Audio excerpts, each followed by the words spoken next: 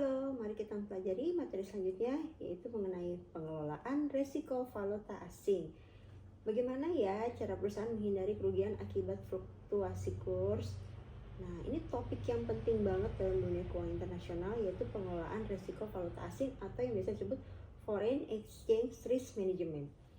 Seperti yang kita tahu, nilai tukar mata uang selalu berubah setiap hari. Perubahan kurs ini bisa menguntungkan, tapi seringkali juga justru berisiko menimbulkan kerugian, terutama bagi perusahaan yang melakukan ekspor, impor, atau memiliki utang dalam mata uang asing. Contohnya, jika perusahaan Indonesia harus membayar supplier luar negeri dalam dolar, maka kenaikan nilai dolar akan membuat biaya perusahaan semakin besar. Inilah yang disebut resiko valuta asing atau foreign exchange risk.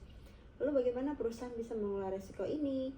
Ada beberapa strategi utama yang biasa dilakukan.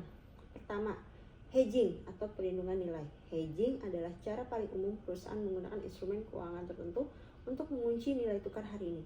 Agar tidak terpengaruh oleh perubahan kurs di masa depan, instrumen yang bisa digunakan yaitu forward contract, future contract, option, swap. Dengan hedging, perusahaan bisa memperkirakan biaya atau pendapatannya secara lebih pasti. Yang kedua, natural hedging. Ini dilakukan dengan mencocokkan arus kas. Contohnya, jika perusahaan menerima pemasukan dalam dolar, maka perusahaan juga mencari pengeluaran dalam dolar.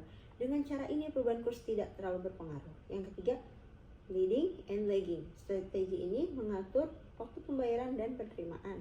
Jika nilai mata uang tertentu diprediksi naik, pembayaran bisa dipercepat. Sebaliknya, jika diprediksi turun, pembayaran bisa ditunda. Tapi strategi ini harus dilakukan hati-hati dan hanya jika disepakati kedua pihak. Strategi keempat adalah diversifikasi mata uang. Beberapa perusahaan bertransaksi menggunakan beberapa mata uang sekaligus untuk mengurangi ketergantungan pada satu mata uang tertentu.